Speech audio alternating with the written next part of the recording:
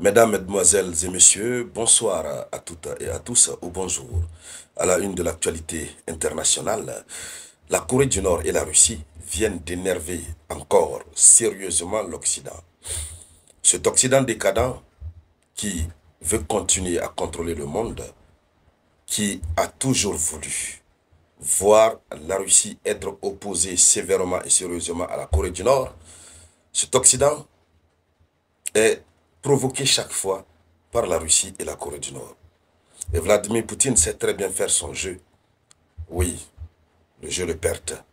Le jeu pour infliger, c'est-à-dire une panique générale aux Occidentaux.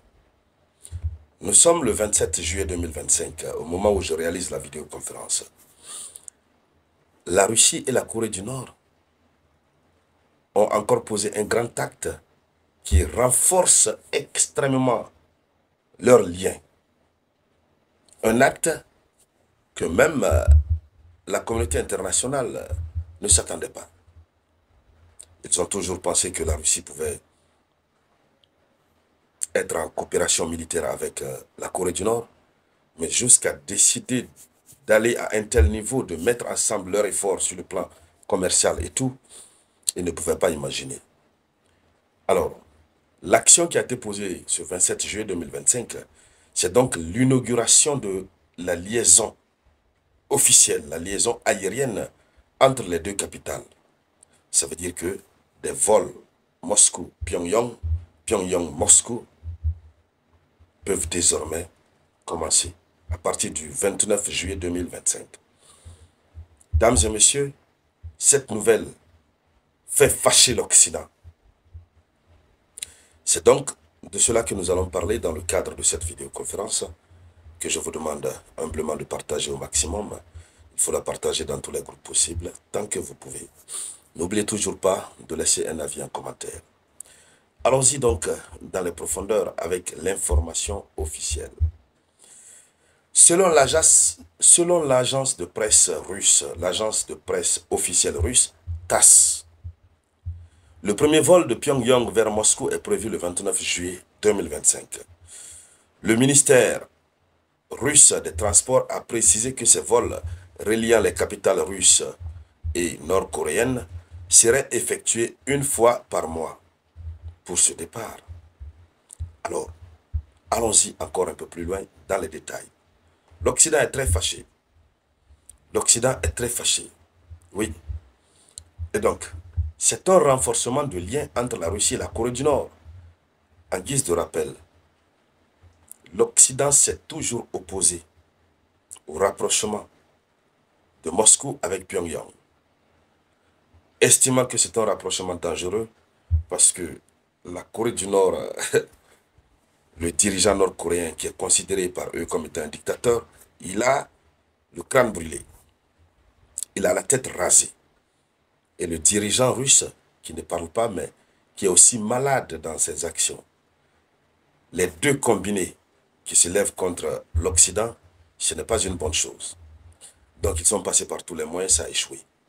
Une coopération militaire très très forte et très puissante, au nom de laquelle des soldats nord-coréens avaient été déployés en Russie pour aider la Russie, avait déjà eu lieu. Donc la coopération militaire est très forte et très puissante. Cette fois-ci, ils ont décidé d'aller au-delà de la simple coopération militaire parce que la coopération militaire, elle est déjà réglée. Désormais, c'est sur le plan commercial. Il faut faciliter aux Russes de venir en Corée du Nord. Il faut faciliter aux Nord-Coréens de venir en Russie. Quoi qu'il advienne, ce sont les mêmes pays frères. Alors, la nouvelle liaison aérienne directe entre Moscou et Pyongyang s'inscrit dans un contexte de renforcement spectaculaire des liens bilatéraux. Les Occidentaux qualifient de cela renforcement spectaculaire des liens. C'est spectaculaire, ils ne s'attendaient pas à ça, je vous dis. C'est tombé sur leur tête comme un coup de foudre. Ce rapprochement se manifeste par plusieurs aspects, dont, aujourd'hui, la liaison aérienne directe. Cette liaison aérienne directe, c'est la compagnie aérienne nord-coréenne Air Koryo et qui a inauguré cette liaison directe entre Pyongyang, aéroport international de Sunan, et Moscou, aéroport international de Shemeretevo. Donc, il s'agit du premier vol commercial qui aura lieu et qui sera régulier entre les deux capitales depuis le début de la pandémie de Covid-19. Donc, c'est une relance, une ouverture qui marque une reprise significative des échanges et qui facilite la circulation des personnes et potentiellement des marchandises, comme on le disait tout à l'heure. Donc, cette route aérienne directe pourrait également servir à des fins logistiques pour le transport de personnel ou de matériel. Ils ont dit qu'ils ouvrent la liaison directe pour des raisons commerciales. Mais ce que l'Occident craint le plus, c'est la facilitation, la facilité avec laquelle les armes vont être transportées en Russie. Les Occidentaux sont fâchés. Beaucoup estiment que ce n'est pas pour le commerce qu'ils sont en train de le faire. Non, c'est pour aider, soutenir, continuer à soutenir mordicus la Russie dans son conflit en Ukraine, puisque le dirigeant nord-coréen avait dit qu'il va soutenir la Russie jusqu'à la victoire finale. Apparemment, nous sommes en face d'une telle situation. Les Occidentaux sont fâchés et disent que la liaison, oui, il y aura le transport du personnel des gens, faciliter la mobilité des personnes et de leurs biens. Mais pour eux, l'objectif réel, c'est le transport de l'équipement militaire. Alors donc, c'est une coopération qui fait très mal. Il faut savoir aussi que les Occidentaux ne sont pas contents du développement des échanges. Alors, puisque, outre les vols directs, la Russie et la Corée du Nord ont également repris la circulation des trains directs et ont lancé la construction d'un pont routier pour faciliter les échanges. Donc les trains ont commencé à circuler. Ils ont lancé aussi la construction d'un pont pour permettre que la voie routière puisse circuler entre les deux pays. Donc, beaucoup de mesures sont en train d'être prises. Et ces mesures sont considérées comme étant une menace pour la stabilité régionale et mondiale.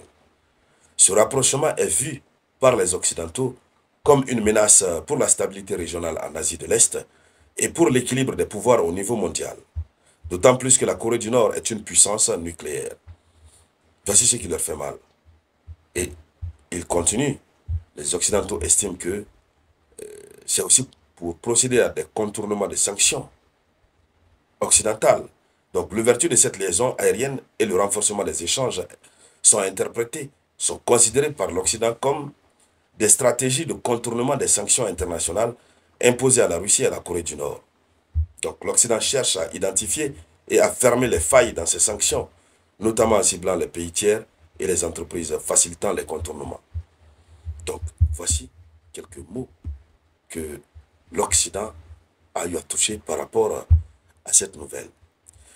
Et donc, mesdames, mesdemoiselles et messieurs, c'était ça la une de l'actualité internationale. Merci de la partager au maximum. Je vous reviens tout à l'heure avec de nouvelles informations. C'était la voix.